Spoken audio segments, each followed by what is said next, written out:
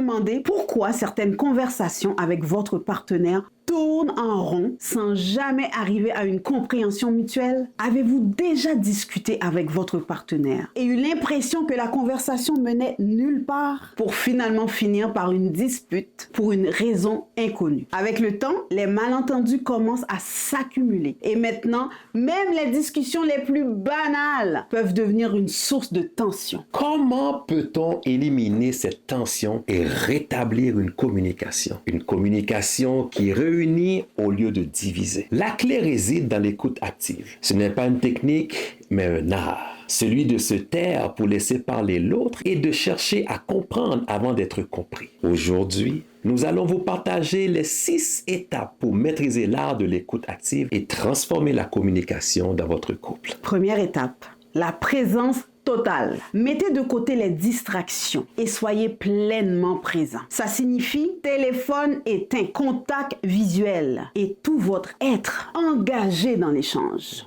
Deuxième étape, le langage non verbal. Faites attention non seulement à ce qui est dit, mais aussi à la manière dont c'est dit. Le langage corporel, le ton de la voix, l'expression faciale peuvent tous donner des indices sur les émotions sous-jacentes. Étape 3, encouragez l'expression. Incitez votre partenaire à partager ses pensées en posant des questions ouvertes et en montrant de l'intérêt pour ses réponses. J'aime bien vous donner l'exemple d'une question ouverte. Ça commence souvent par comment. Comment tu te sens? Explique-moi comment c'est arrivé. J'aimerais bien comprendre le fond de ta pensée. Et non dire pourquoi tu as fait ça. Est-ce que tu as fait telle ou telle chose? Je veux juste entendre un oui ou un non. Non. C'est important de favoriser cet échange ouvert en donnant la place à votre partenaire à s'exprimer. Étape numéro 4. Patience et temps. Laissez à votre partenaire tout le temps nécessaire pour exprimer ses pensées et sentiments sans le presser. Ne pas interrompre est un signe de respect et d'attention. Étape numéro 5. Résumer et valider. Récapituler ce que votre partenaire a exprimé et valider ses sentiments. Ce que j'entends c'est, ou semble-t-il que tu ressens?